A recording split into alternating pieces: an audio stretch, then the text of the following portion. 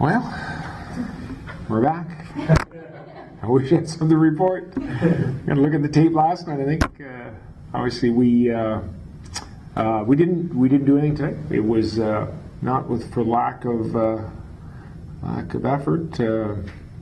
I think if I say this, if anything was encouraging today, we were involved in some of the bigger deals, which involves significantly increasing our payroll, and went to the ownership, and they were all behind it, all for it. And we got the approvals, just we couldn't finish the deal. So for any Coyote fan, it's probably an encouraging sign that the ownership were ready, willing, and able to expand the budget if the deal made sense. So that was encouraging as far as I was concerned. So, but we really we like our team. I think adding Erat was a key for us. If we can stay healthy and get Martin Hansel back healthy, it really sets up our forward group fairly well. We're defensively we're where we are, and hopefully it's good enough. And obviously, if Mike continues to play the way he did last night, we'll be in great shape here.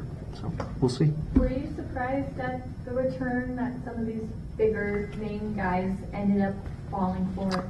Yeah, I mean, that's why we were involved in the conversations. All of a sudden, the players that were, a week ago was a first-round pick and a second-round pick and a prospect. They were second and third-round picks, which got our attention. And so it made for an interesting time. And unlike the last 4 years, I was able to go into Anthony LeBlanc's office, and he got the executive committee on the phone, and we told him one of the deals we were looking at, what it would cost us, and they were able to give the approval in about 10 minutes, and it was great. So it was really encouraging going forward to this tube. And I know people might look at the team and say, well, their budget is a lower spending budget, but the wherewithal was there if it makes sense, which is really encouraging. It should be encouraged for every Coyote fan. So is it just your assets, that's where it fell apart? Yeah, it was the price that we were required to pay,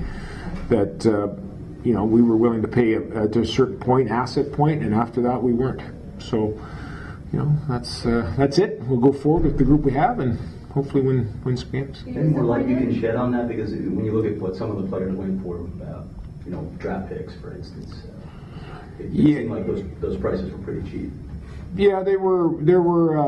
It's all sort of, it's assets, it's draft picks, it's first and seconds, and really seconds and multiple seconds and thirds and fifths, and yeah, we were comfortable to a point and then not comfortable. We're not mortgaging we thought we were prepared to pay a certain price to add to this team now, but there was a level to that, and beyond that we weren't prepared to go to that level. I know it probably sounds a little vague, but at some point you have to say enough, and we're not paying any more. And if we get them, we're happy and great. If we don't, then we're satisfied. We like our team. We like where we're at. We have to play well. We have to, we have a lot of things we have to do. But we still feel there was never a feeling here. I know it was talked about, are you buyers, are you sellers?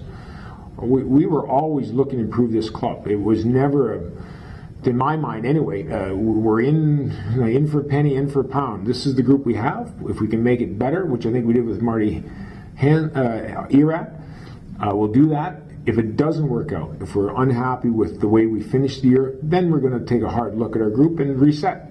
But we still feel we have the assets and the players here and the chemistry, the right chemistry, that we can be a playoff team. How much will that second pick maybe come in handy at the draft? Or, I mean, you could take the 2 picks, but do you see one as being very movable to help you down the road? Yeah, absolutely. And that was in play today. Again, part of doing the Rundblad deal was getting that, which we would consider a very good asset. And, we were talking about it, but it just never materialized to use that. So I'm excited about that, because I know we can use that the way similar to how we acquired Antoine Vermette at some point, and it may be somebody at the end of the year is going to be unhappy with a high-priced player and willing to pay half the contract, but you have to give an asset for that. And it wasn't here now, but that's inevitably there's going to be a team that misses the playoffs. There's going to be first-round knockouts, and all of a sudden they're unhappy, we've got to move things around, that's when that pick will come into play. So that's the way I look at it. We'll either use it then to add a player, or we'll use it at the draft and to continue to grow this franchise. You kept your 6 UFAs. How do you kind of feel about that group? And, looking, I guess, after the season, it'll be easier to assess who you want to keep, who maybe you can do without. Well, Sarah, one of the things, there's not a player here that we can't sign. Every player would like to re-sign with us, without a doubt. It's obviously there's money and the issue, there's contract, but this isn't a situation where we don't think we can sign them or wouldn't want it. So it really goes back to how do we play? Do we get to the playoffs? Can we win in the playoffs with this group? And if we do, and the players perform, we'll sign players. If we don't, then we might have to change up our mix. So for me, they're all good players. They've been good players for us, specifically Redeem Bravada and Derek Morris. We expect them to continue to be good players for us. And if we have the success that we hope to have, then we'll end up signing them. At least I hope we can. Was being able to re-sign some of those big name players that you were in on a concern? Did that factor into it at all? No, not really. Not really. That wasn't a major consideration. We thought if we brought the players here, we'd have a better chance to sign them if we had them here now for the next 19, 20 games, or hopefully beyond playoff games. But we weren't looking at it. When we were talking about those players, it was strictly on a rental basis, with the idea that maybe we'll have a chance to re-sign them. But it wasn't, and that's really where the cutoff line was. There's a certain point where you say, okay, a rental, what are you going to pay for a rental? Or what are you going to pay for a guy that we can try and re-sign? And we just was a little too rich. That's a new approach, though. That's something we haven't heard for a while, is acquiring a rental. Is that just part of now having ownership, or that's where? That's exactly what it was, because we had spent, part of the reason with Rundblad was freeing up the money in Rundblad and be able to use that with Klessa to get Irat. That's what it was. Irat's a great contract going forward. Next year, it's great value. Today was a totally different animal. Today was like, okay, here's what it's going to cost. Here's what's going to cost us the balance of this year. And we think this player can help us. He can help us get to the playoff. There's no guarantee to re-sign them. And that was the sort of the genesis of the conversation. And really, it was encouraging for me. I said, well, this is different. That not only one we can have this conversation, but not only one they approved it. And it took very little time to do. And I was really encouraged by that. I think we asked you about this yesterday, but Chris Brown, and obviously we kind of Rusty Gluslow, we saw him going down earlier, but just why maybe that didn't pan out as much, or what made them expendable? Well, you got to give to get. Number one, we like Chris Brown as a prospect. We had to give up something to get the player, and we thought we're getting a proven NHL player that really fits into our pay scale next year, and we just feel confident we can get him back to the level he was at in Nashville. And we're not talking 30 and 40 goals, but to be a good top two-line player that touches the area of the game. So would we, that was sort of the price to get him. That's the asset that we were prepared to give up. And as far as I'm concerned, it was a good deal for us. I know there's a lot of games left in the season still, but was there any discussion with, if we can't get the stuff done, what comes in the offseason? Do you look that far ahead at this point? Oh, yeah. Yeah, no, we've spent a lot of time during the Olympic break analyzing our team, where we're at.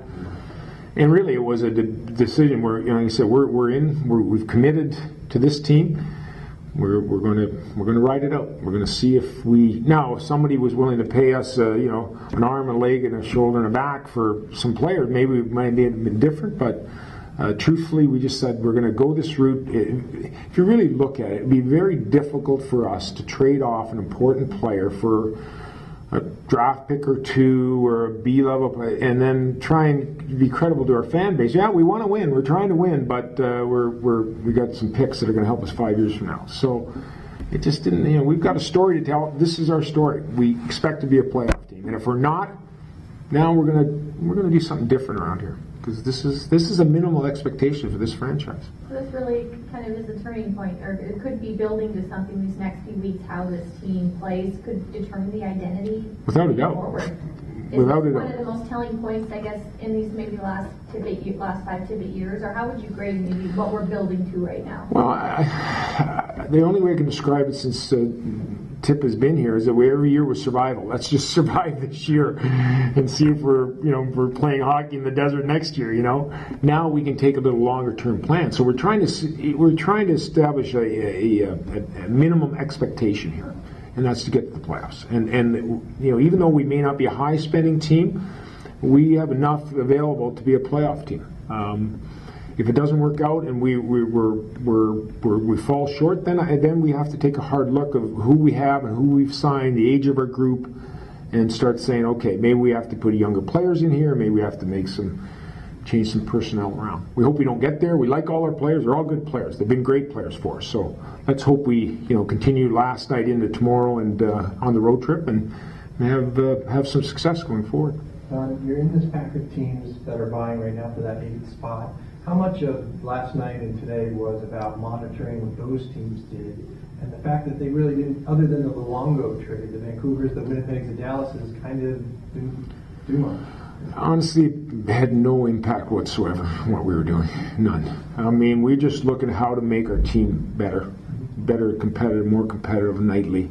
What gives us a better chance to win. It's an interesting time, Sarah, because really, for a manager, when the gun goes off at 1 o'clock, this is probably the slowest time now for me, because I'm like, all right, that's it, can't do anything more. So we're either, we're going to try and get to the playoffs, and once the season ends, whether it's the regular season or playoff, that's when everything starts again. Contracts and staffing and all the stuff and draft prep and all that. So it's almost like a relief, and you hope to God you did enough to help your team get to the playoffs. I'm sorry to go back to this one more time, but when the average fan, you're talking about the fan base, when they look at what teams were able to get a Molson or a Vanek for, and you can look at it and say, well, that was pretty darn cheap. That was too expensive for this franchise for what you're trying to build for them. For my taste, yeah. Well, Vanek might be a little, and I have to be careful talking about another player, another team. Right. But we had a conversation this morning. There was some economics to that was a little rich for my blood, and it may be a conversation over an adult beverage at some point. I could kind of talk the theory behind it, but there was some other players there that we liked, but. When you start talking multiple picks and multiple second-round picks, I'm telling you, it doesn't look like much now. But 3 and 4 and 5 years from now, when you're looking out and say, where are all our players? And there's nobody there. That's why. So we're just very cautious of overspending in that area for purely rentals. How important is it for the fan base to know just that the team is even in the conversation at the trade deadline over the past couple of years? It hasn't really even kind of registered.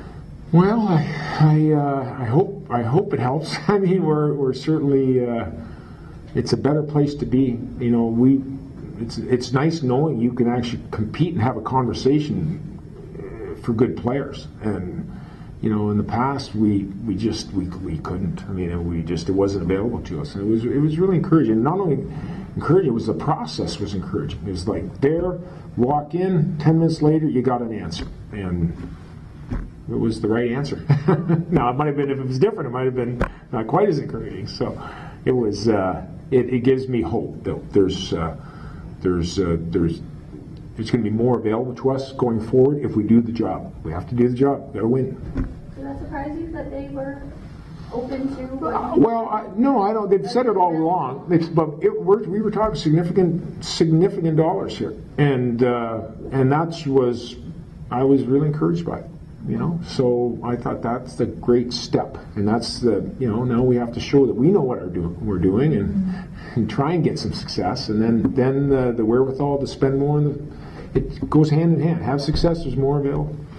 We don't have success, we're going to have to tighten our belt.